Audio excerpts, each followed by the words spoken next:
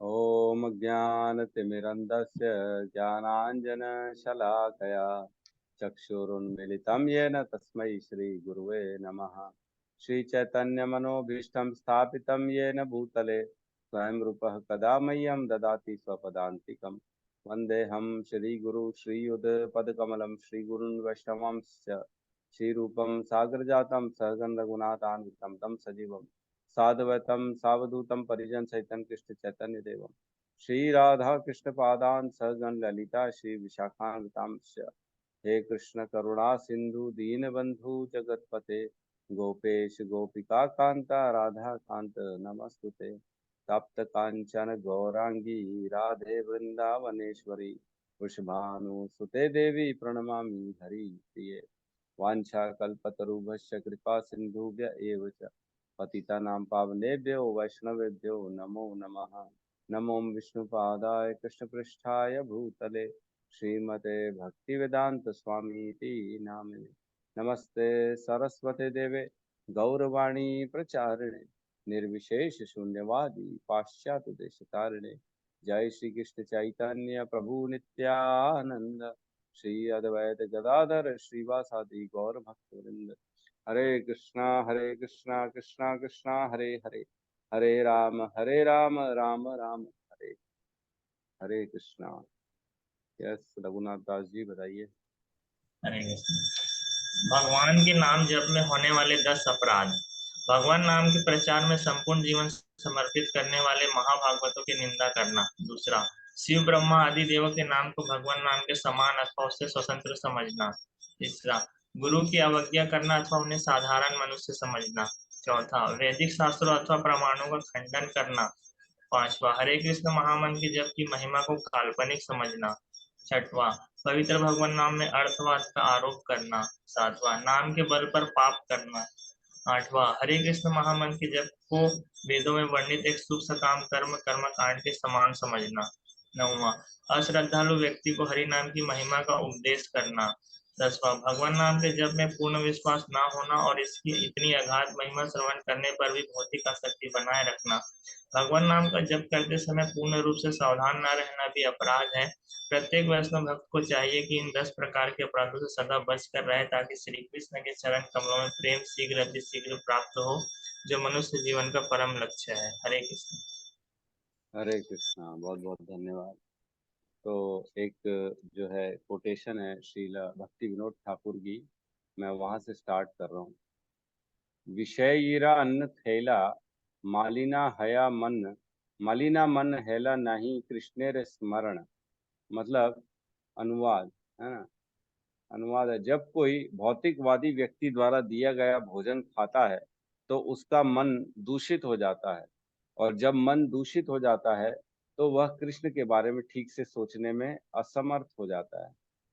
ये मुराद जो नीचे लिखा है, श्रील भक्ति सिद्धांत सरस्वती ठाकुर का सुझाव है कि जो लोग भौतिकवादी रूप से इच्छुक हैं और सहजिया हैं, या तथाकथित वैष्णव जो हर चीज को बहुत सहजता से ले लेता है, वे दोनों विषयी भौतिकवादी हैं।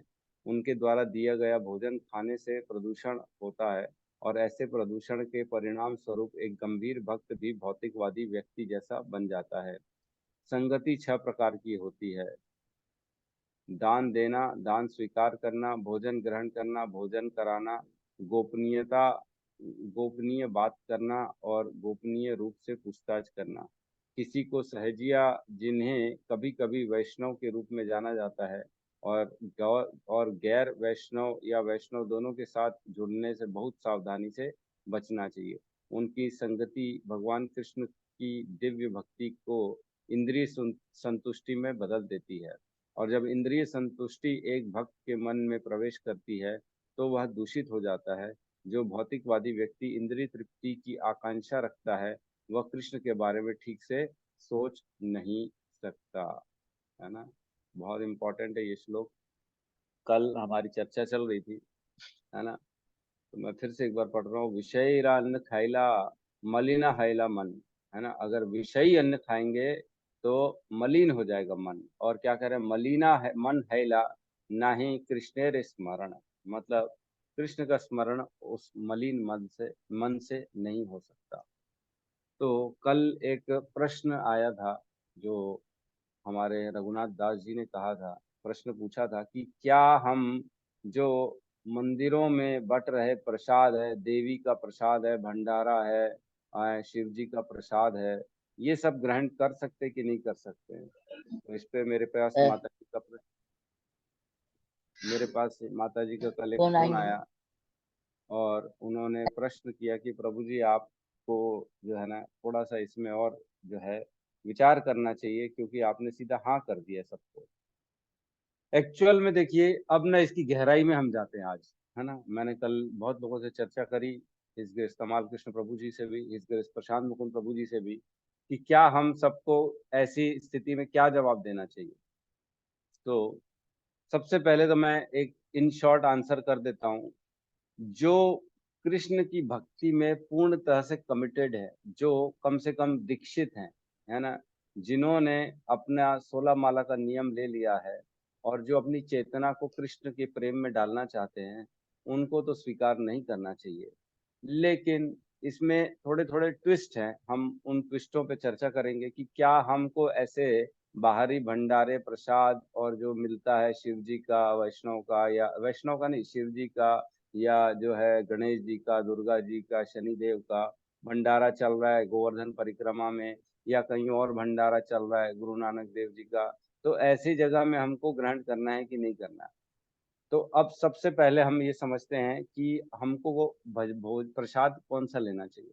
तो हम वैसे ही जानते हैं कि हमको प्रसाद वो लेना चाहिए, हमको खाना वो खाना चाहिए जो भगवान को अर्पित हो, कृष्ण को अर्पित हो, क्योंकि उसमें से कृष्ण जो है ना उच्चिष्ट हो जाता है। और जैसे ही हम कृष्ण का उच्चिष्ट खाते हैं, तो हमारे को जिसका भी हम जूठा खाते हैं उसका धीरे धीरे गुण हमारे अंदर आना चालू हो जाते हैं। तो हमको कृष्ण के गुण हमारे अंदर चाहिए, इसलिए हम कृष्ण का जूठा खाते हैं। और क्योंकि भगवान ने वैसी भगवत गीता में बोला ही है कि मुझे पत्रम पुष्पम फलम तोयम यो में भक्त्या प्रयश्यति तद हम उपरित भक्तामि तद अहम भक्ति उपृतम अश्नामि प्रयत्न आत्मनः। मैं उस भक्ति के जो भाव से मुझे ये चार चीजें अर्पित करता है, मैं उसको स्वीकार करता हूँ। तो भगवान जब स्वीकार करते हैं, तब उसमें से सारे पाप खत्म हो जाते हैं और भगवान का वो प्रसाद बन जाता है, जिसमें साक्षात भगवान के गुण आ जाते हैं, और हम उसको ग्रहण करते हैं तो हम भी दिव्य हो जाते हैं, भगवान के जैसे हो जाते हैं, है ना। कल हमने वो भी चर्चा करी, जो है झी सोलने जय पताका स्वामी महाराज जो कहते हैं, जो 7 साल तक प्रसाद खाता है, उसके शरीर का एक एक अंग, एक एक सेल प्रसाद का बना रहता है, और वो फिर भक्ति में पूर्णतः तल्लीन हो जाता है। तो अब चर्चा आती है, क्या प्रभु जी हम खाएं कि नहीं, इन शॉर्ट बताओ ना, इतनी क्या बात है इतनी क्या बातें, लंबी चौड़ी बातें कर रहे हैं। तो देखो, अब जो है ना प्रसाद की गहराई में जाते हैं या भंडारे की गहराई में जाते हैं, है ना। कई बार लोग जो है भंडारा कराते हैं, माता को जो है ना विराजमान करेंगे, गणेश जी को विराजमान करेंगे, फिर वो जो है ना प्रसाद बना के बंटवा देंगे। अब बनवाएंगे किन से? बनाएंगे भौतिकवादियों से, जो तरह तरह के काम करने वाले आदमी होते हैं, उनसे बनवाएंगे। और कई बार तो ऐसा जो है प्रसाद बोलते हैं जिसको, वो एक्चुअल में प्रसाद होता नहीं, ऑफर्ड ही नहीं होता, है ना। गणेश जी की आरती करी और बाजू में जो है ना एक भंडारा करा दिया, चलो बांटो, है ना, गणेश जी की आरती हो गई, अब बांटो। न प्रॉपर तरीके से गणेश जी को वो ऑफर हुआ है, न प्रॉपर गणेश जी ने स्वीकार करी है, न वो भगवान के मतलब किसी भी प्रकार से ये हुआ। तो ये बहुत जो है ना सूक्ष्म बातें हैं, जो हमको समझनी पड़ेगी कि क्या वो भगवान को ऑफर सच में है, भगवान इन द सेंस जिसका भी भंडारा है, क्या सच में उनको ऑफर है? क्योंकि नहीं होता, जनरली नहीं होता, क्योंकि उनको विधि विधान नहीं आते हैं। उन्होंने तो अपने जो है ना मन्नत मांगी थी एक सेठ जी ने, कि मेरे को बच्चा हो जाए तो मैं भंडारा कराऊंगा। तो वो भंडारा कराने के लिए उसने 4 आदमी इकट्ठे किए, सामान ला के दिया, और जो है ना भगवान को धन्यवाद किया, हे प्रभु आपने मेरी मनोकामना पूरी कर दी, तो मैं आज जो है ये भंडारा करा रहा हूँ आपके नाम पे। तो उनके नाम पे भंडारा हो रहा है और बट रहा है सब में, ठीक है। तो पहली तो ये हो गई कि चेतना जो हम खाएंगे, उससे हमको वही चेतना मिलेगी जो हम खाएंगे। तो वो भंडारा जो है वो कहीं से भी ऑफर्ड नहीं है, वो बना किसके हाथ का है, बटा किसके हाथ का है, ये सारा का सारा चेतना उसके अंदर प्रवेश करेगा और वो एज इट इज हमारे अंदर प्रवेश करेगा। तो अब आपका विवेक है कहीं पे भंडारा खाना है कि नहीं खाना है। अब इसी में दूसरी दूसरी एक और पहलू में चले जाते हैं हम। तो हम जानते हैं कि दुर्गा भी वैष्णवी है, शिव जी भी महान वैष्णव हैं, और शिव जी के पुत्र ही गणेश हैं, शनि सूर्य देव के पुत्र हैं। तो ये सारे जितने भी देव हैं, हमने ऑलरेडी पढ़ा है कि जितने भी देवी देवता होते हैं उनको शक्ति कहाँ से मिलती है? कृष्ण के द्वारा ही शक्ति मिलती है ना। अपन ने पढ़ा हुआ है, इसमें किसी को संशय तो नहीं है। और भगवान कहते हैं एक्चुअल में मेरे द्वारा ही इनको सारा कुछ दिया जाता है ना। जो भी आप प्राप्त कर रहे हो जो देवी देवताओं से, वो मुझसे ही एक्चुअल में मिल रहा है। और हम जानते हैं कि इनको देवी देवता जो बनाते हैं वो भी जो है भगवान ही इनको, ये सारे जो है ना वैष्णव होते हैं ये लोग अच्छे खासे भगवान के, तब जाके इनको जो है ना भगवान इनकी स्थिति देवी देवताओं और इतनी ऊपर की स्थिति देते हैं, है ना। ये सबको मालूम है, हम पढ़ चुके हैं ये। अब हम चर्चा करते हैं, तो क्या ऐसे देवी देवता, सपोज करो शिव जी ही है, क्या शिव जी डायरेक्ट अपने लिए खाना खा लेंगे कि अगर जो है वो भगवान को अर्पित नहीं है तो? नहीं, ऐसा नहीं है। शिव जी खाते ही नहीं है जब तक वो कृष्ण को अर्पित ना हो। जैसे हम देखते हैं वृंदावन में, वृंदावन में बाके बिहारी मंदिर है। बाके बिहारी मंदिर में सबसे पहले भोग अर्पण होता है, वहां से सीधा जाता है वो, कहाँ जाता है? चकलेश्वर महादेव के पास जाता है क्या? चकलेश्वर महादेव के पास जाता है। वहाँ वहाँ जाके उनको फिर वही जो है प्रसाद को पहले भोग उनको लगाया जाता है, फिर बटा जाता है।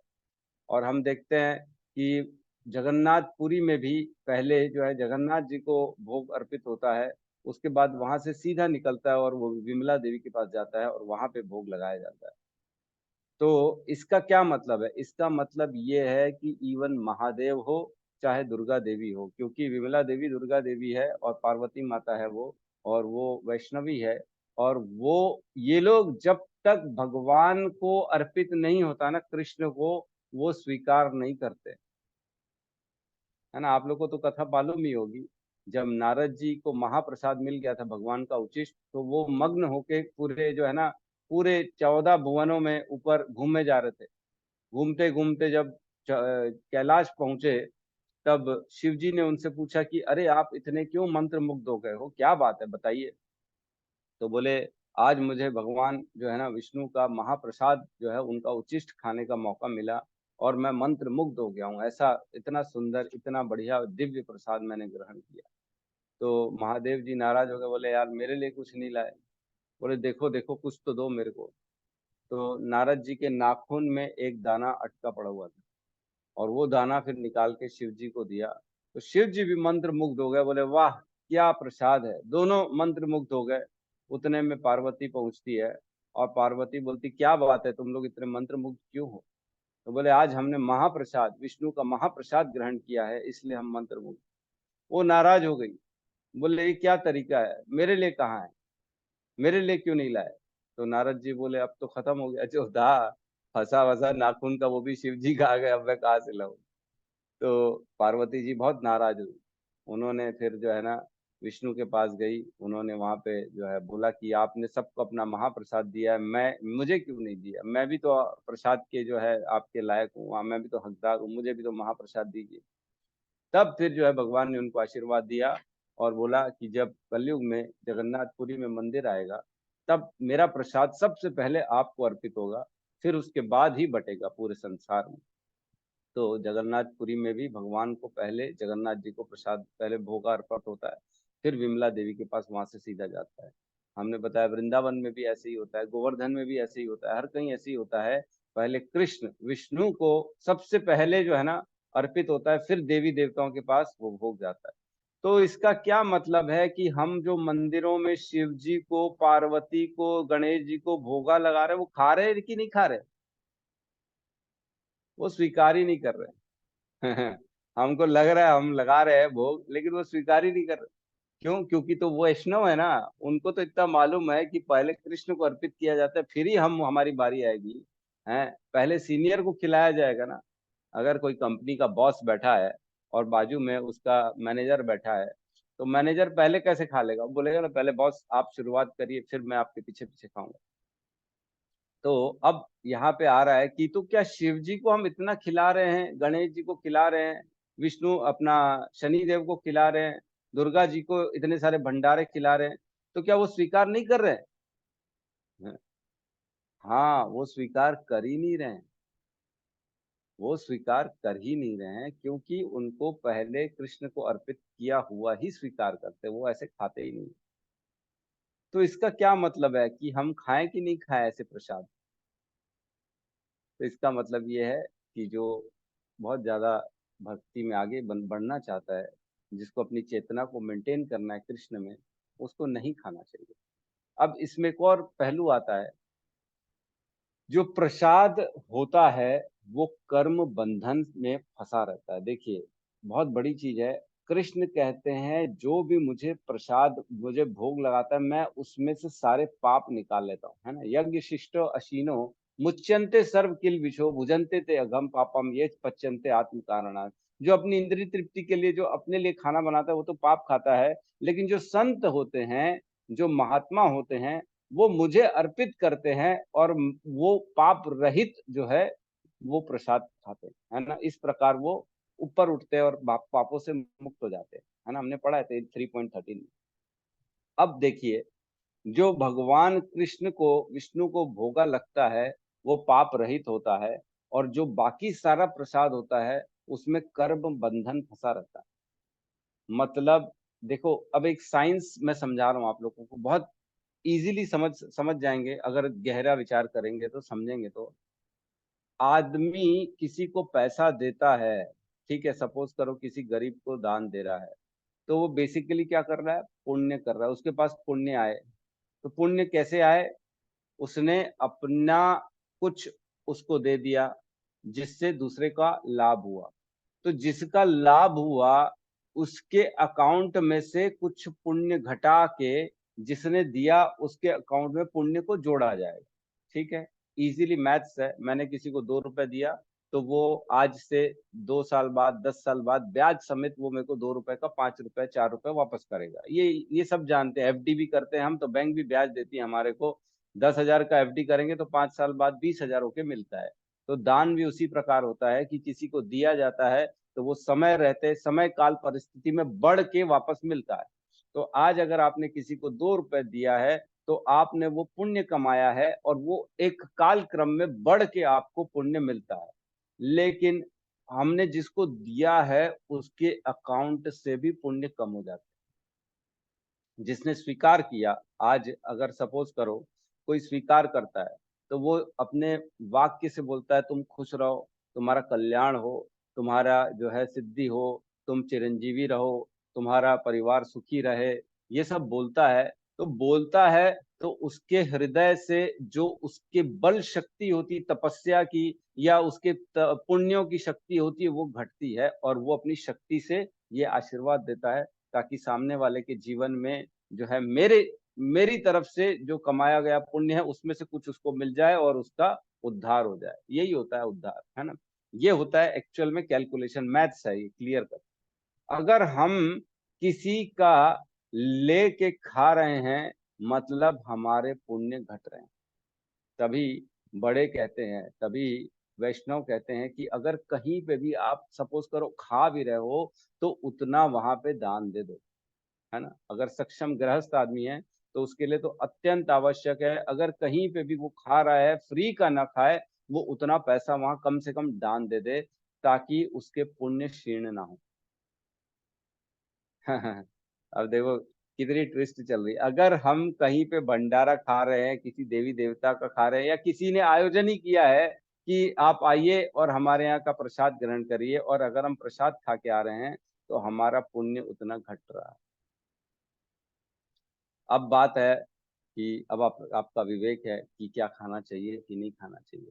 अगर खाते हैं तो हमारा पुण्य भी क्षीण होता है, और दूसरी चीज अगर खाते हैं तो ये डिपेंड करता है कि किसने बनाया है, क्या उसकी चेतना है, क्या भगवान को अर्पित हुआ है कि नहीं हुआ है, या जिसने भी बनाया है, जिसने भी मनोकामना पूरी हुई है उसके कारण किया है, तो उसके सारे कर्म के बंधन भी उसमें आ जाएंगे।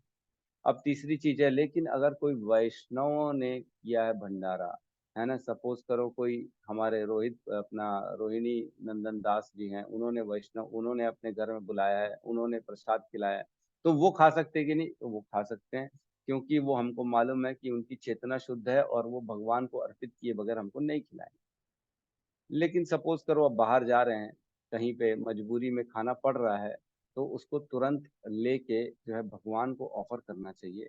हे प्रभु, मानसिक तौर से ऑफर कर सकते हैं, या अगर तुलसी पत्र है तो तुलसी पत्र रख के ऑफर कर सकते हैं, या घर अपने जेब में एक महाप्रसाद का पैकेट रख लें बड़ा सा, जो जगन्नाथ जी का है, उसका एक दाना डाल दें उसमें, ताकि पूरा महाप्रसाद बन जाएगा। और उसको तुरंत डाल के, हे प्रभु, आपके चरणों में इसको स्वीकार करिए, मेरी अभी परिस्थिति नहीं है, मैं बाहर हूँ, मैं ऐसी परिस्थिति में आपको विधिवत ऑफर नहीं कर पा रहा हूँ, आप मेरी इसी इसी से इसी क्षमता से इसी से स्वीकार करें और आपके चरणों में अर्पित है। हरे कृष्णा बोल के ओम कृष्णाय अर्पण मम, ओम कृष्णाय अर्पण मम, ओम कृष्णाय अर्पण मम बोल के हम इसको स्वीकार कर सकते हैं। तो वो भोगा ऑफरिंग हो जाएगा। लेकिन कोशिश करें कि फ्री में किसी का ना लें, और अगर लेना पड़ भी रहा है तो उसको वहीं से अपने मानसिक स्तर पर ऑफर कर दें। और कोशिश करें कि ऐसे जो ओपन सॉर्ट ऑफ भंडारे हैं, ऐसे ओपन सॉर्ट ऑफ जो प्रसाद बिक रहे हैं, मिल रहे हैं, इनको ग्रहण ना करें तो ज़्यादा अच्छा है। कम से कम जो इनिशिएटेड हैं, जो कम से कम भक्ति में आगे निकल चुके हैं, उनको तो नहीं करना चाहिए, क्योंकि अपनी चेतना मेंटेन करना बड़ा मुश्किल हो जाता है। जैसा मैंने अभी चर्चा करी हमने, विषेरे खाइला अन्न, मन मलिन होइले मन, और मलिन होइले मन, नहीं होए कृष्णेर भजन। बहुत इंपॉर्टेंट है ये। किशोर बाबू, इसको मेरे को व्हाट्सएप कर दीजिएगा ना, मेरे डायरेक्ट मेरे नंबर पे। जी प्रभु जी। ठीक है। तो किसी का अभी भी कोई संशय है तो हम उस पर चर्चा करेंगे, नहीं तो आज भगवत गीता में प्रवेश करते हैं, क्योंकि कल जो है ना, ये काफी इंटरेस्ट जो है, काफी इम्पोर्टेंट टॉपिक था। जो प्रश्न पूछा गया था रघुनाथ दास जी से, क्या हमको बाहर का स्वीकार करना चाहिए प्रसाद की नहीं करना चाहिए? अब मैं आपके ऊपर छोड़ता हूँ, आपको स्वीकार करना है तो कर सकते हो, आपको नहीं करना है तो नहीं कर सकते हो, या मैंने जैसे रास्ते बताए वैसे स्वीकार कर सकते हो। ठीक है। तो अनुमति है आगे बढ़ने की, इसी में चर्चा करना है?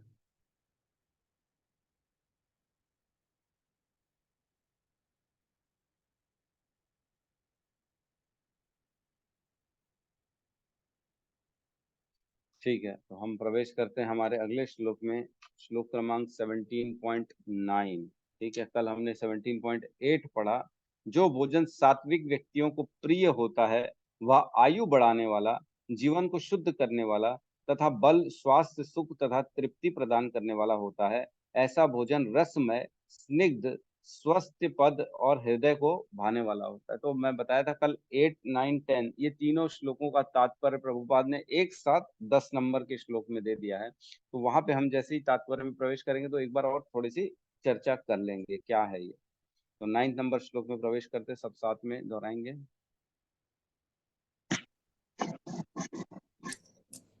कटु अम्ल लवण अति उष्ण, कटु कटु अम्ल अम्ल लवण अति उष्ण, अति उष्ण, तीक्ष्ण रुक्ष विदाहिना, तीक्ष्ण रुक्ष विदाहिना,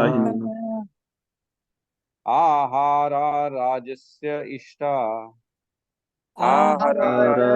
राजस्य इष्टा, दुख शोक आमय प्रदा, दुख शोक आमय प्रदा।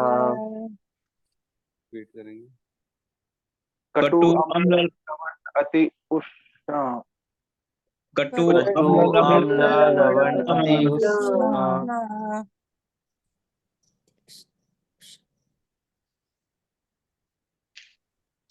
तीक्ष्ण रुक्ष विदाहिना, तीक्ष्ण रुक्ष विदाहिना, आहारा राजस्य इष्टः, राजस्य इष्टः, दुख शोक आमय प्रदा, दुख शोक आमय प्रदा। कटु अम्ल लवण अति उष्ण, कटु अम्ल लवण अति उष्ण तीक्ष्ण रुक्ष विदाहिनः विदाहिना आहारा राजसयेष्टा आहारा राजस्य इष्टा दुख सुख का कामया पदा दुख शोक कामया प्रदा। अनुवाद। अत्यधिक तीखे, खट्टे, नमकीन, गरम, चटपटे, शुष्क तथा जलन उत्पन्न करने वाले भोजन रजोगुणी व्यक्तियों को प्रिय होते हैं। ऐसे भोजन दुख, शोक तथा रोग उत्पन्न करने वाले होते हैं। तो अभी चर्चा चल रही रजोगुणी आहार की, है ना। तो आहार में है हम सत्वगुणी आहार, कल हमने चर्चा कर ली। अभी रजोगुणी और सेकंड इसके बाद वाला श्लोक जो है 10वां, वो तमोगुणी आहार के बारे में बताएंगे। तो श्लोक में कह रहे हैं कटु अम्ल लवण अति उष्ण। कटु मीन्स कड़वे, है ना, तीखे, बड़े जो होते हैं ना, जो जिसमें बहुत ज्यादा स्ट्रॉन्ग जो टेस्ट होते हैं, बहुत ज्यादा। कटु। अम्ल मीन्स खट्टे, और लवण मीन्स नमकीन। लवण हम जानते हैं, नमक को भी लवण कहा जाता है। तो जो नमकीन चीजें होती है बहुत ज्यादा, उनको लवण कह रहे हैं। और कह रहे हैं अति उष्ण, मतलब अत्यधिक गर्म। कई लोग रहते हैं ना, सीधा तवे से उतरा और मेरे को चाहिए भैया, अपन ठंडा नहीं खा सकते। तो हम तो कई बार खट्टे खाते हैं, चटनी वटनी तो हम भी खा लेते हैं, अचार तो हम भी खा लेते हैं, है ना, नमकीन तो हम भी खा लेते हैं, और कई बार जो है चटपटे भी खा लेते हैं।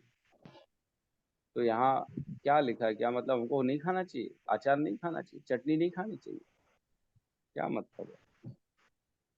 तो इसका मतलब यहाँ पे हमको ऐसे लेना है, जो अति है ना, अति उष्ण, अति को सबके साथ लेना है। मतलब अत्यधिक तीखा, अत्यधिक खट्टा, अत्यधिक नमकीन, अत्यधिक गरम, अत्यधिक चटपटे, अत्यधिक शुष्क, ये सारी चीजों को नहीं खाना। कोई भी जिसमें अत्यधिक हो, ये हो, जैसे थोड़ा सा नमकीन चलेगा, हल्का सा जो है नमक चलेगा, हल्का सा अचार चलेगा। ऐसा नहीं कि भर भर के आचार खा रहे हैं, भर भर के गुपचुप का पानी पिए जा रहे, पिए जा रहे, पिए जा रहे। अरे प्रभु जी, आज तो मंदिर में हमारे बेस में गुपचुप बने, आज तो मैं छोड़ूंगा नहीं।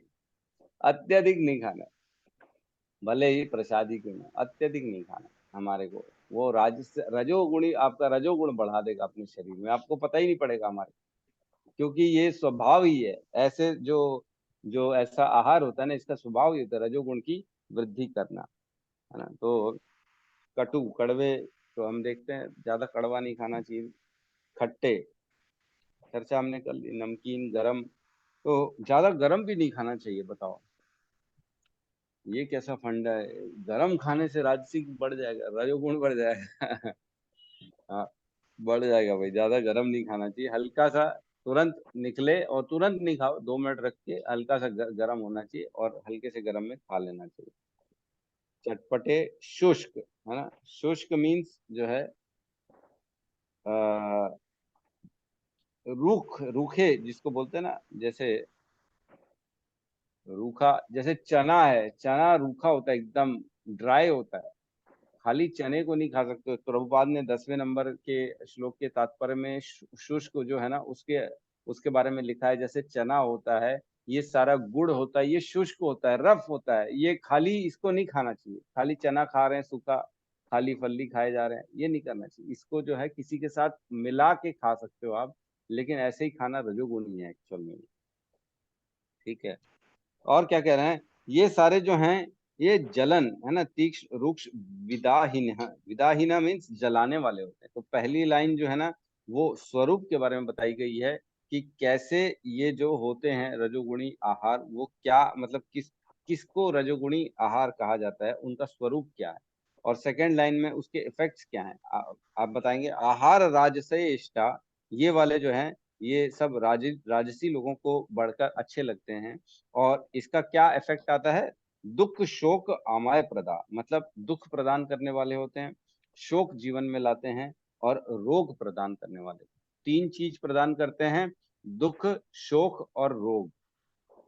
और क्या चीज होती है, उनके स्वरूप क्या है, अधिक खट्टे, अधिक तीखे, अधिक नमकीन, अधिक गरम, अधिक चटपटे, अधिक शुष्क, ये सब क्या करते हैं? जलन उत्पन्न करते हैं, रुख अपना दुख देते हैं, शोक प्रदान करते हैं और रोग प्रदान करते हैं। तो रजोगुणी भोजन, रजोगुणी आहार हमको रोगी बनाता है।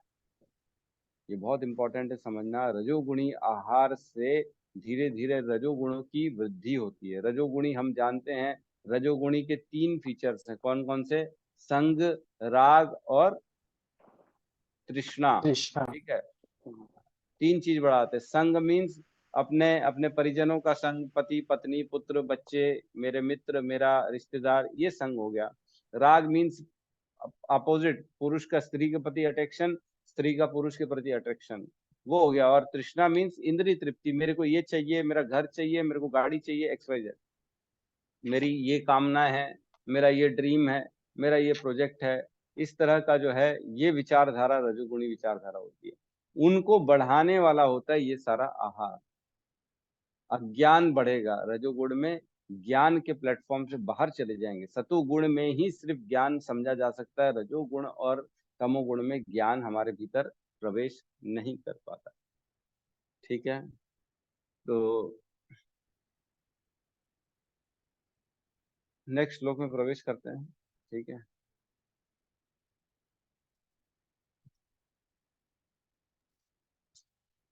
श्लोक नंबर 10, तमोगुणी आहार है ना।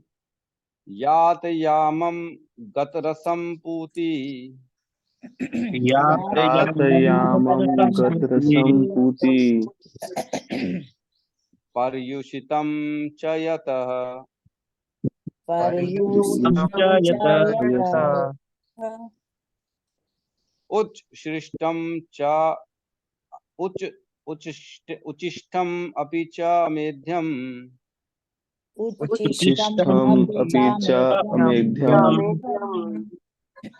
भोजनम तामसी प्रियम भोजनं तामसे प्रियम् तामसै प्रियम् यातयामं गतरसं यातयामं गतरसं पूति पर्युषित च यता पूति पर्युषितं च यत् च यत उच्छिष्टमपि चामेध्यम् उच्छिष्टम् अपि च मेध्यम्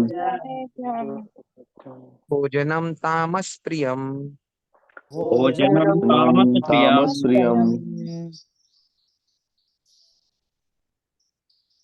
यातयामं गतरसं यातयामं गतरसं उति पर्युषितं च यत् पूति पुरुषं यत् च यत् जिष्टमपि चामेध्यम् उच्छिष्टम् अपि च अमेध्यम् भोजनं तामसप्रियम् भोजनं भोजनं तामस प्रियम्। तामसप्रियम् अनुवाद। खाने से 3 घंटे पूर्व पकाया गया, स्वादहीन, वियोजित एवं सड़ा, जूठा तथा अस्पृश्य वस्तुओं से युक्त भोजन उन लोगों को प्रिय होता है जो तामसी होते हैं, है ना। तो एक बार श्लोक को देख लेते हैं। यातम मीन्स भोजन करने से 3 घंटे पूर्व पकाया गया, मतलब 3 घंटे से ज्यादा रखा हुआ जो भोजन है उसको यात यामम कहते हैं। गत रसम, जो जिसमें रस नहीं है, गत रसम मीन्स रस के बिना, है ना। पूति, दुर्गंध युक्त, जिसमें थोड़ी बदबू आती है, वो होती है पूति। और पर्युषितम मतलब बिगड़ा, खराब है, मतलब मतलब खाने लायक नहीं है वो, ऐसी कुछ भी कुछ बना दिया गया है, उसमें कुछ है ही नहीं।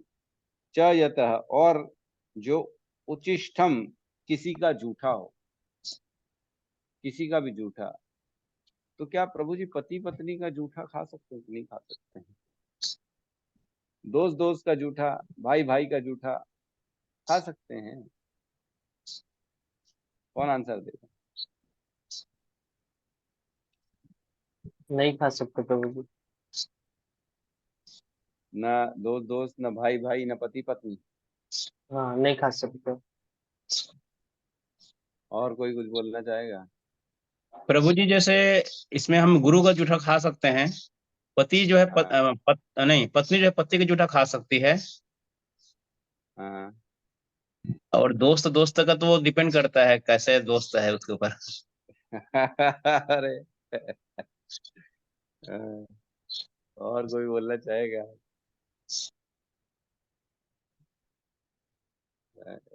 कोई हरे भी नहीं कृष्णा बोलना प्रभु चाहेगा। जी। हरे कृष्णा। हाँ प्रभु जी, वही है कि दोस्त दोस्त का उसी स्थिति में खा सकते होंगे यदि दोनों वैष्णव हैं, भक्ति में आगे बढ़ गए हैं या बढ़ रहे हैं, 16 माला कर रहे हैं।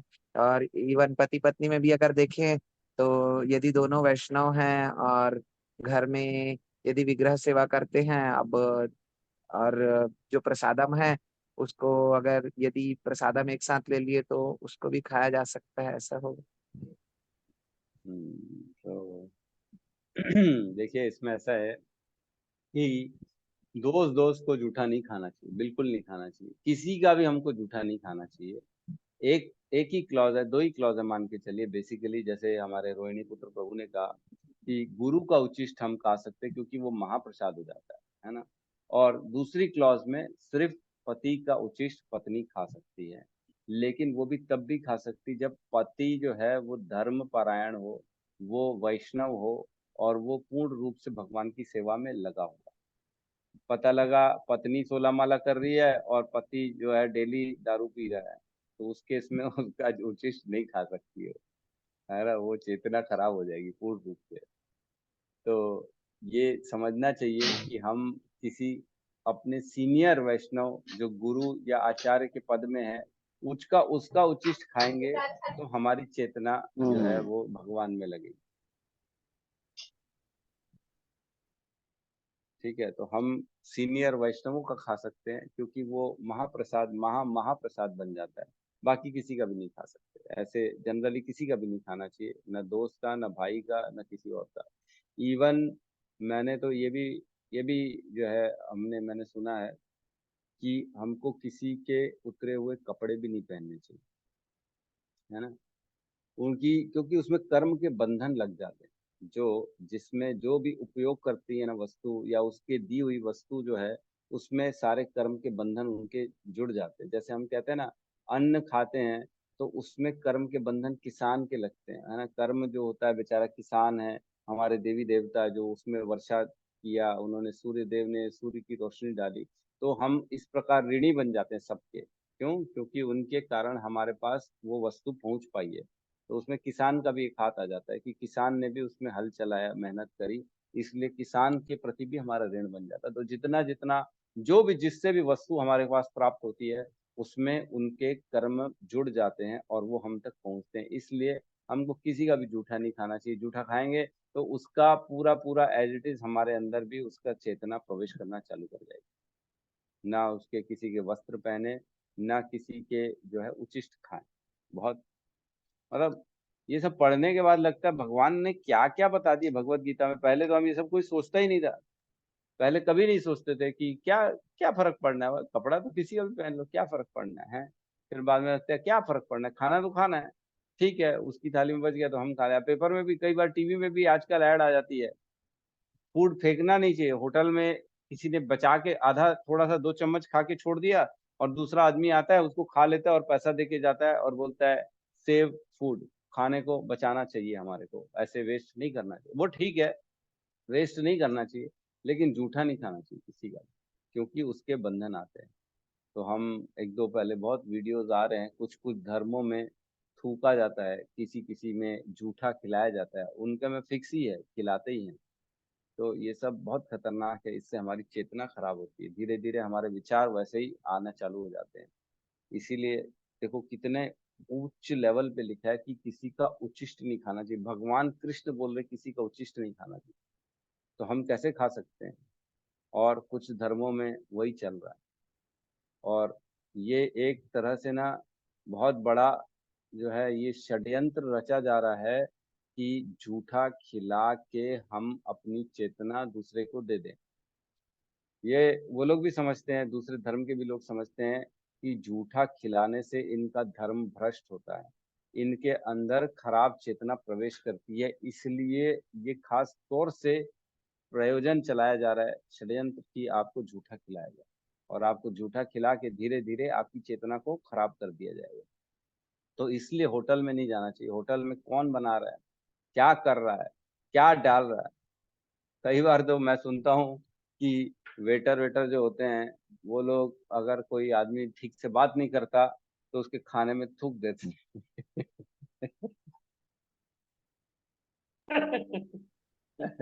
और बताओ, पता नहीं सच है कि नहीं, और सच होना चाहिए ऐसा लगता तो है, क्योंकि आजकल कोई सुधरा हुआ नहीं है। थूक देगा खाने में और हम उसको बड़े चाव से, वाह क्या खा रहा है, वाह। जी हरे कृष्णा प्रभु जी, हरे कृष्णा प्रभु जी।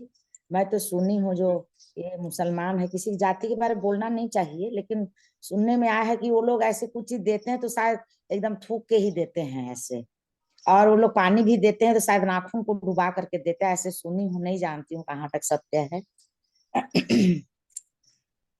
तो उसके तो अब देखिए पता नहीं एग्जैक्टली करते क्या है, लेकिन ये है, मैं बताया हूँ ना, ये एक बहुत बड़ा गहरी साजिश षड्यंत्र चल रहा है हमको झूठा खिला के। कभी भी देखिएगा जो है, जो दूसरे संप्रदाय दूसरे धर्म के लोग हैं वो आपको झूठा खिलाते हैं, थूक देते हैं वो लोग, ये फैक्ट है। इसलिए कभी भी, खास तौर से सनातनी हो तब तो ठीक है, लेकिन दूसरे धर्म के यहाँ कभी खाना नहीं चाहिए, किसी भी नहीं खाना चाहिए, किसी कीमत पे नहीं खाना चाहिए, है ना। बहुत मुश्किल हो जाएगी। यस, सावित्री माता जी कुछ कहना चाहती नहीं कहना चाहती, गलती से बन गया दब गया। ठीक है, तो हम इसके तात्पर्य में कल ही प्रवेश हरे करेंगे, क्योंकि हरे यस कृष्ण प्रभु जी। सॉरी मैं यस अनम्यूट थी। प्रभु जी बोलते जो एवन हम मैड भी रखते हैं तो जो माला करते हैं उनको रखना चाहिए, जो नहीं करते उनको नहीं रखने चाहिए, उनके हाथ का नहीं खाना चाहिए, कि उनके ऐसे विचार गलत रहते हैं। और हमारे यहाँ बॉम्बे में तो ऐसा पानी पूरी भी बीच में बंद हो गया था कि वो टॉयलेट करके बनाते थे, और गुजराती फैमिली में एक मैड ने वैसा ही बनाया खाना, उसने पूरा घर शुद्ध किया था प्रभु जी, पूरा घर शुद्ध करवाया बेचारे ने। वो मैड का न्यूज में आया था, वैसी मैड है। तो कि जो माला करते हैं उनको ही रखना चाहिए। खाना बनाने में हमारी कैसी विचार रहता है, हमारा कैसा भावना रहता है, वो आता है हमारे मन में। तो ये तो सच है। यहाँ जिसको आप जिसके हाथ से बना हुआ खाएंगे वैसी चेतना आती है, उसके कर्म के बंधन भी आते हैं। वो चिड़ चिड़ और के बनाती है प्रभु जी ना, कोई कोई मैड पैसा लेना है, कब कैसा कैसा करके जाना है। और वो मैड ने तो हद कर दिया, वो तो सीसी कैमरा से मालूम पड़ा था, जो गुजराती फैमिली के यहाँ खुद टॉयलेट करती है और उससे खाना बनाया था उसने। आप सोचो, और पूरा घर शुद्ध कराया बेचारे ने, फिर भी सब बर्तन फेंका, कहाँ शुद्ध होएगा, खा तो लिया, शरीर तो अशुद्ध हो ही गया ना प्रभु। ठीक है, क्या यस सत्यम इस प्रभु कुछ कहना इस चाहते हैं। हरे कृष्णा, मुझे दंडवत प्रणाम। हरे कृष्णा। प्रभु जी भी एक दो मंथ पहले मैंने एक वीडियो देखा था, जैसे अभी तो ये खाने की टॉपिक चल रही थी, लेकिन कुछ ऐसा भी मैंने देखा कि जैसे रॉ मटेरियल पैक करते हैं, जैसे सेवई हो गया, तो मैं उसका लाइव वीडियो देखा हूँ एक जगह कि मतलब जो है वो उसको थूक दे रहे हैं, फिर उसके बाद पैक कर दे रहे हैं, फिर थूक दे रहे हैं, फिर पैक कर दे रहे हैं। तो ऐसे में हमें क्या पता चलेगा कि जो है, अब वो तो रॉ मटेरियल है। अभी तक तो ये बात चल रही थी कि हाँ खाना बना हुआ नहीं खाना चाहिए किसी के उससे, लेकिन रॉ मटेरियल में भी ऐसा हो रहा है। तो देखिए इसीलिए कहते हैं जो जैसे पका हुआ, जैसे अब नूडल्स है, मैगी है, ये सब तो वैसे ही आधा हाफ कुक्ड है ना, इसको जनरली नहीं खाना चाहिए। वैसे भी ये तमोगुणी वो जो है फूड है, इन सब को नहीं खाना चाहिए। हमको ऐसा खाना चाहिए जो घर में पूरा बना हो, हाफ कुक्ड भी बाहर से नहीं हो, क्योंकि यहाँ लिखा है यात यामम मीन्स पहले से 3 घंटे से पहले पका हुआ। तो 3 घंटे से पहले मीन्स हाफ कुक्ड हो गया, पहले किसी ने उसको प्रोसेस किया, आधा पकाया, उसके बाद अब पैक करके आपको दे दिया, तो वो आधा पका हुआ है, इसलिए उसको खाना नहीं चाहिए हमारे को। हमारे को ऐसा खाना चाहिए जो पूरा पका हमारे सामने हो और 3 घंटे से ज्यादा समय ना हुआ हो। तो इसलिए जो कैन फूड होते हैं, जो पके हुए रहते हैं ना, फ्रोजन फूड्स हो गए, ये सब पके हुए हैं, ये सब नहीं खाने चाहिए, ऑलरेडी पका हुआ है। ये वसी तमोगुणी, इसमें कोई न्यूट्रिशन नहीं है, कोई आपके अंदर लाभ नहीं है, लेकिन ये प्योर तमोगुण है, इसके अंदर सब गंदगी भरी पड़ी हुई है। तो ऐसे फूड से दूर रहना चाहिए। लोग जो है दारू पीते हैं और दारू तो और जितनी बोलते हैं पुरानी उतनी अच्छा है। लोग 12 साल 18 साल 20 साल पुरानी दारू को और महंगा पैसा दे के खरीदते हैं। कितनी पुरानी दारू है बताओ। तो पानी तो पियेंगे पैकेट देख के कि एक्सपायरी डेट कब है, पानी पियेंगे चेक करेंगे अरे ये तो पुरानी हो गई। ब्रेड लेंगे तो चेक करेंगे अरे ये तो पुरानी हो गई, हम इसको नहीं खा सकते हैं। वैसी दारू जितनी पुरानी होगी बोलेंगे उतना अच्छा। ये क्या तरीका है, ये तो और तमोघोर तमोगुण में प्रवेश करते जा रहे हैं, प्रवेश करते जा रहे हैं। यस गौतम प्रभु कहिए आप क्या कहना चाहते हैं। हाँ प्रभु जी, जैसे कि बड़े मतलब बहुत सारे ऐसे संस्थाएं हैं जो कपड़े वगैरह डोनेट करते, खाना वगैरह। तो जैसे प्रभु जी जिनको एकदम नीड है बहुत ज्यादा, जैसे खाना नहीं मिलता है, कपड़े नहीं मिल पाता है, तो जैसे बोलते हैं ना पुराने वस्त्र आप दे दीजिए उन सभी के लिए। तो प्रभु जी जैसे वैष्णव में बोलते हैं कि एक जीव दया का तो भाव होना चाहिए, और जैसे अभी यहाँ पे देखिए कर्म का बंधन लग जाता है। तो हम जैसे किसी को अगर देना होगा प्रभु जी पुराने वस्त्र, ठीक है चलो अभी नए तो हम नहीं दे पा रहे हैं बात की बात, लेकिन पुराने बहुत सारे कुछ भी है तो हम उसको कैसे दे सकते हैं कि कर्म का बंधन ना लगे, चाहे भोजन हो चाहे कपड़ा हो, कुछ ऐसी स्थिति में दे सकते अरे हैं। आप समझिए, आप वैष्णव, आप वैष्णव हैं, आपका तो जो चेतना है वो तो भक्ति की चेतना है। आपका तो चला जाएगा तो कोई प्रॉब्लम नहीं है, लेकिन आपको स्वीकार नहीं करना है किसी का भी, है ना। आप अपना दे सकते हो, कोई प्रॉब्लम नहीं। ये सोच लो हे प्रभु गरीब का कल्याण हो, मैं इस भाव से दे रहा हूँ तो कोई दिक्कत नहीं। आप दे सकते हो, कोई प्रॉब्लम नहीं है, लेकिन आपको स्वीकार नहीं करना है किसी का, क्योंकि हमको हमारी चेतना मेंटेन करना है। हमको हमारी चेतना एक कांच की तरह समझ के चलनी है, जिसको जैसे कहीं से भी थोड़ा सा चोट लगा तो क्रैक आ जाएगा लंबा चौड़ा, परेशान हो जाएंगे फिर जब चेतना खराब हो जाएगी तो। ठीक है, जी जी प्रभु जी। हमको कोई प्रॉब्लम नहीं है, हम स्वीकार नहीं कर सकते, हम बाकी दे सकते हैं। तो जो अस्पृश्य आजकल हम देखते हैं, मैं कल भी चेक कर रहा था, जो इतनी सारी चीजें जो होती हैं, जैसे बच्चों का इवन जो लैक्टोजन सेरेलैक, इसमें ना क्या क्या डाल देते हैं, जो पैक्ड फूड हो, बिस्किट हो, पता नहीं तरह तरह के जो चॉकलेट्स आ रहे हैं उसमें क्या क्या डाल रहे हैं। उसमें बस मतलब नाम कुछ भी लिख देते हैं और रहता सब खराब है, सब खराब है। तो इन सब चीजों से दूर रहना चाहिए, हमको नहीं खाना चाहिए। और जो ऐसा लग रहा है कि सतुगुणी आहार है तो उसको पहले भगवान को भोग लगा के फिर खाना चाहिए। ठीक है, तो कल हम इस पे चर्चा करेंगे, हम इसके तात्पर्य में प्रवेश करेंगे। आजकल बहुत बिकता है, जैसे पिज्जा है, बर्गर है, ये सब ब्रेड बना बना के रखे रहते हैं लोग और फिर बाद में बेचते हैं। तो ये सब तमोगुण हो गया, वैसे ही तमोगुण है। यस हमारे रघुनाथ दास जी कहिए आप। हरे कृष्ण जी, दंडवत प्रणाम। हरे आ, कृष्णा धन्यवाद प्रणाम। जी जैसे कि आप प्रसाद के विषय में बता रहे थे कि अगर हम किसी का प्रसाद पाते हैं तो मतलब वो पुण्य, मतलब उसका जैसे हम किसी को कुछ दान भी करते हैं तो पुण्य हम मतलब आशीर्वाद के रूप में देते हैं। वो बारे में उसका मतलब हमारा पुण्य नष्ट होता है या उससे हम प्राप्त करते हैं, वो आप कुछ बता रहे थे तो वो मैं समझ नहीं पाया कैसा आप बोले से अब फिर से इतना लंबा चौड़ा बता रहा मुश्किल है, आप रिकॉर्डिंग देख लीजिएगा। पुण्य का जो आप बता रहे थे कि बेसिकली वो हम पुण्य उससे प्राप्त कर रहे हैं या वो हमारा पुण्य जा रहा है। देखो अगर आप दान देता है, आप दान दाता हैं तो आप हम्म, पुण्य कमा रहे हो। और दान लेता जो है वो पुण्य अपना देता है ना, क्योंकि वो दान ले रहा है, वो स्वीकार कर रहा है, इसलिए पुण्य दे रहा है। तो इसमें भी बहुत और गहराई में हम जा सकते हैं। हम इसके विषय में ऐसा है कि तो फिर तो बोले प्रभु जी पहले के में तो ना दान भिक्षाटन करके ही तो खाया जाता था, तो फिर वो क्या हुआ।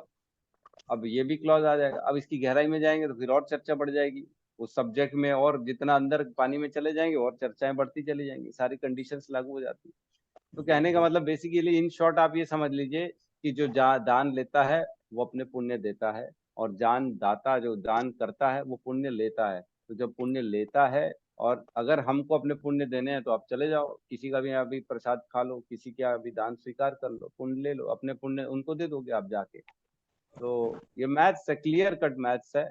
एक हाथ दे एक हाथ दे, किसी ने पैसा दिया, जैसे दुकान में जाते हो, पैसा देते हो, ब्रेड लेते हो, बिस्किट लेके आ जाते हो, आपने पैसा दिया और बिस्किट लेके आ गया। वैसे ही आपने किसी से अगर कुछ स्वीकार किया तो उसके बदले में कुछ तो आपको देना ही पड़ेगा, फ्री में तो कोई देगा नहीं। तो आपने क्या किया, आपके पास धन तो है नहीं, आपने अपना पुण्य दे दिया कि ठीक है भैया मैं बिना धन के आपसे स्वीकार कर रहा हूँ, आपका भला हो जाए, जो भी है एक्स वाई जेड।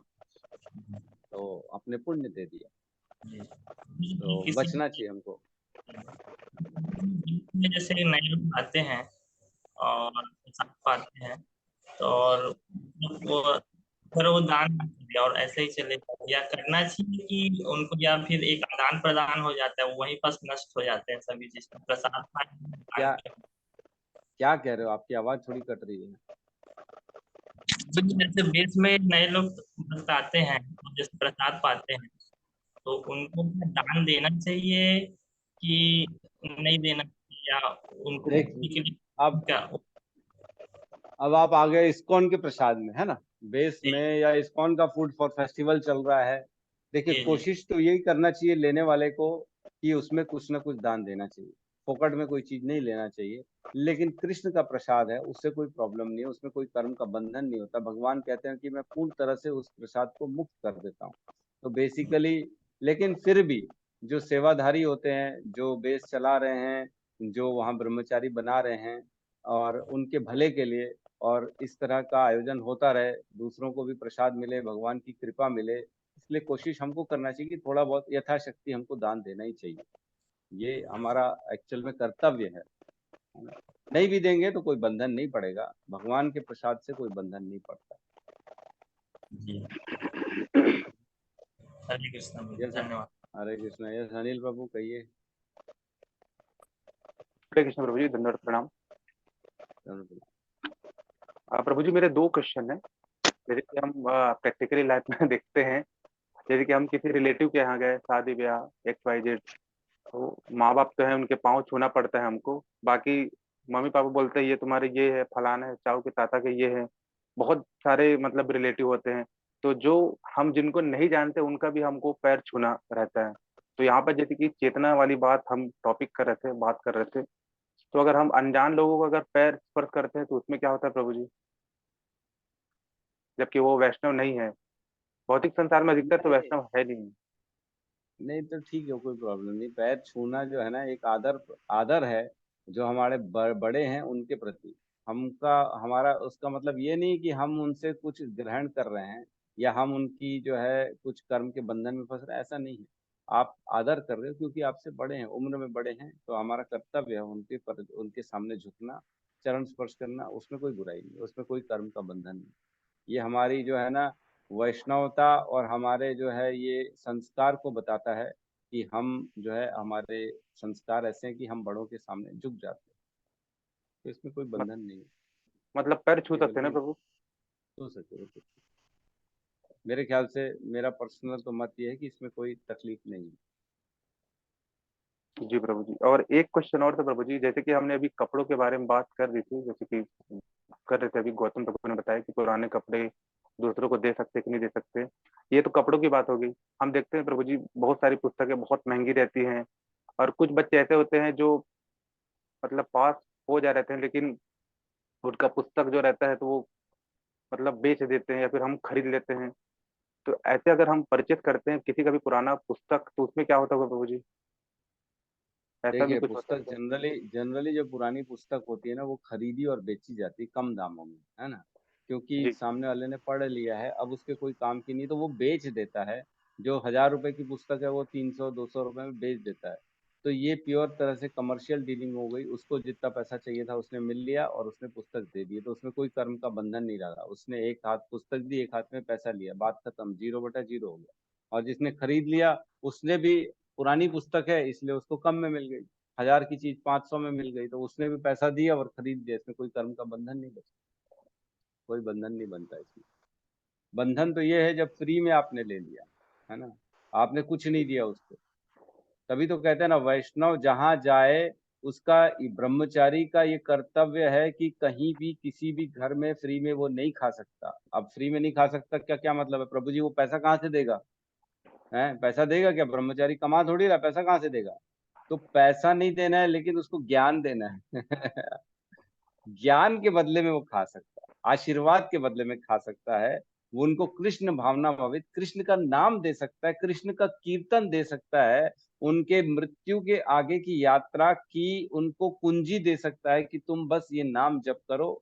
तो उसने क्या कर लिया? उसने बहुत बड़ा धन दे दिया, तो वो कर सकता है। लेकिन फ्री में नहीं खाना है। तभी मैं बोलता हूँ बेस वाले जो इस्कॉन के हमारे ब्रह्मचारी हैं या कहीं पे भी ब्रह्मचारी है, इनके ऊपर बहुत बड़ा कर्तव्य है, क्योंकि ये लोग गृहस्थ का पैसा ले रहे हैं, और उस गृहस्थ का पैसा अगर ले रहे हैं तो उसके बदले उनको पूर्ण रूप से अपने कर्तव्यों को कृष्ण के प्रति समर्पित करना पड़ेगा।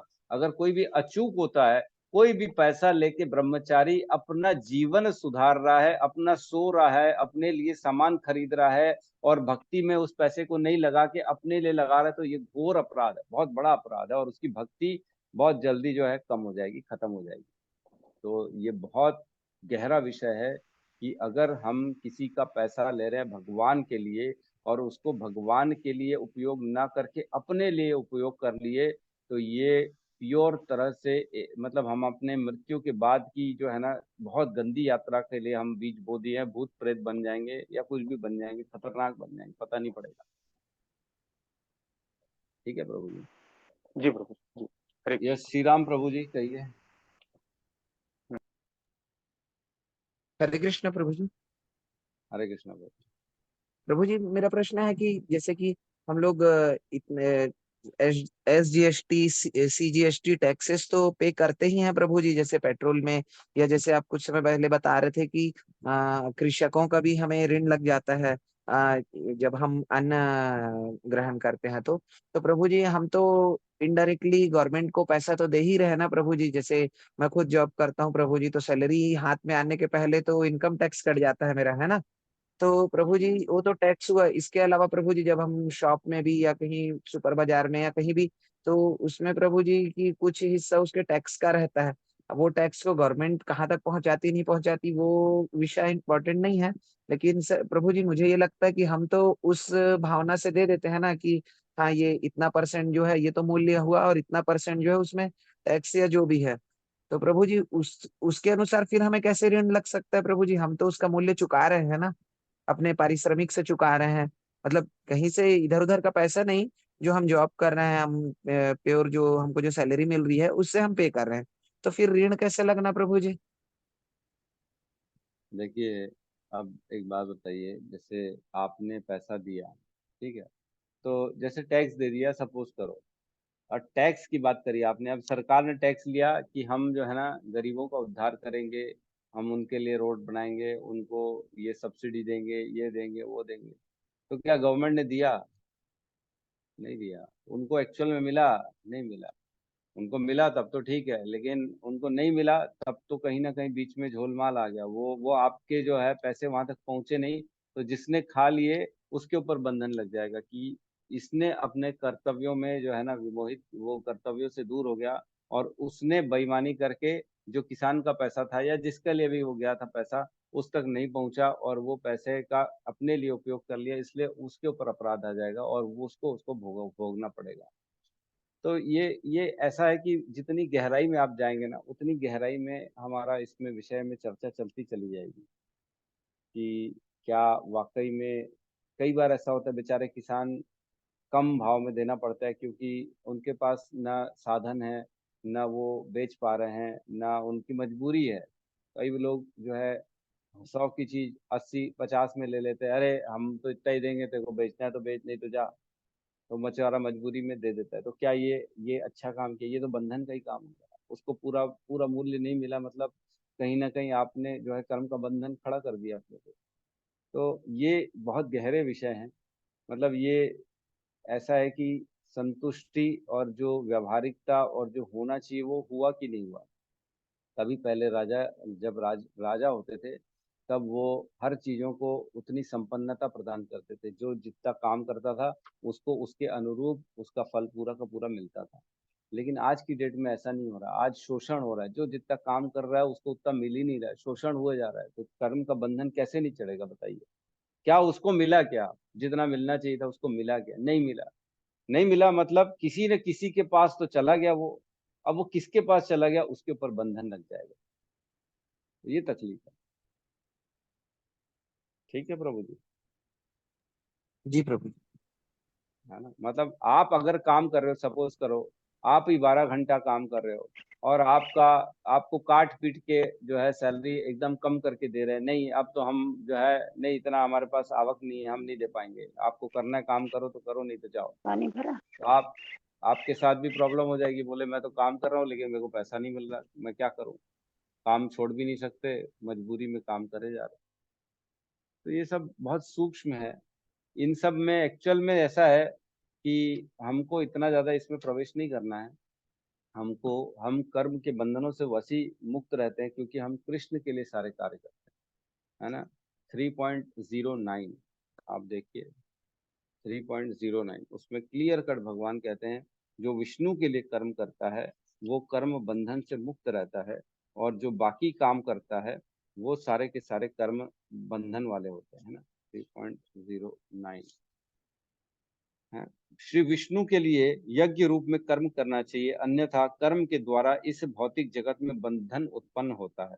अतः हे कुंती पुत्र, उनकी प्रसन्नता के लिए अपने नियत कर्म करो। सिर्फ युद्ध करो नहीं, अपने नियत कर्म करो। डेली के कर्म जो हैं हमको कृष्ण के लिए करना चाहिए, इस तरह तुम कर्म बंधन से सदा मुक्त रहोगे। तो मैं माला करते करते मच्छर नीचे आ गया, मर गया। माला करते करते चैंटिंग करते करते नीचे चींटी मर गई, तो कर्म का बंधन लगेगा क्या? नहीं लगेगा, क्योंकि आप वो कर्म भगवान को ऑलरेडी समर्पित कर रहे हो। लेकिन आप अपने मजे के लिए, अपने अपने काम के लिए, अपने आराम के लिए, आप अपने मजे के लिए कोई कार्य कर रहे हो तो आपको कर्म लगेगा, बंधन लगेगा, अगर उसमें कुछ मर गया तो। लेकिन हम अपना पूरा जीवन समर्पित कर देते हैं कृष्ण को कि नहीं, इस जीवन को मेरे को भगवान को समर्पित करना है। तो जितना जितना हमारे पास समर्पण का लेवल बढ़ेगा उतना उतना हम कर्मों के बंधन से बाहर होते चले जाए, है ना। हम सोते भी इसलिए हैं ताकि कल सुबह उठे तो मंगला आरती करने के लिए उठे। तो जब हम सो रहे हैं तो ये भी हमारी एक तरह से भक्ति हो जाएगी, क्योंकि हमारी भावना ये है कि मेरे को सोना इसलिए कि क्योंकि मेरा शरीर स्वस्थ हो, शरीर स्वस्थ होगा तो मैं मंगला आरती कर सकूंगा। और हम खाना खाते हैं, गाड़ी चलाते हैं, काम करते हैं, पैसा कमाते हैं, व्यापार करते हैं, तो क्यों करते हैं? ताकि हम उसमें से कुछ आए तो हम उसमें से कुछ भगवान की सेवा में नियोजित कर सकें। अपने आप को इसलिए वर्णाश्रम में, धर्म में डालते हैं, पति पत्नी की सेवा करते हैं, बच्चों की सेवा करते हैं, क्योंकि वो कृष्ण के द्वारा हमको दिया गया है और हमारा दायित्व है कि उनकी सेवा करना, उनको प्रॉपर संस्कार देना, उनका जो है पालन पोषण करना। इसलिए हम करते हैं क्योंकि कृष्ण के द्वारा दिया गया, इसलिए अब हमारा वहां पे भी कर्म का बंधन नहीं लगता। तो सारे कर्मों में कृष्ण को डाल देंगे तो कर्म का बंधन निकल जाएगा जीवन से। अगर कृष्ण को हटा देंगे तो हर कार्य में कर्म का बंधन लगता चला जाएगा। ठीक है प्रभु जी।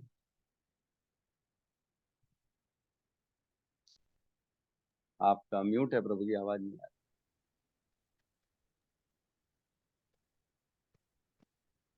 जी भाई प्रभु जी कहिए, क्या करें?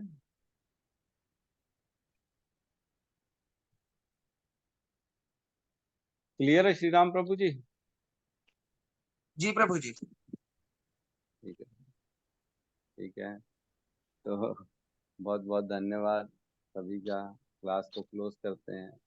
आजकल प्रश्नों के लेवल बढ़ते चले जा रहे हैं डिस्कशन का लेवल बढ़ता चला जा रहा है। ठीक है, अच्छा है, संशय भी होना चाहिए, क्लैरिटी भी होनी चाहिए। जितनी क्लैरिटी होगी, जितना ज्ञान होगा, उतना शुद्ध भक्ति कर पाएंगे।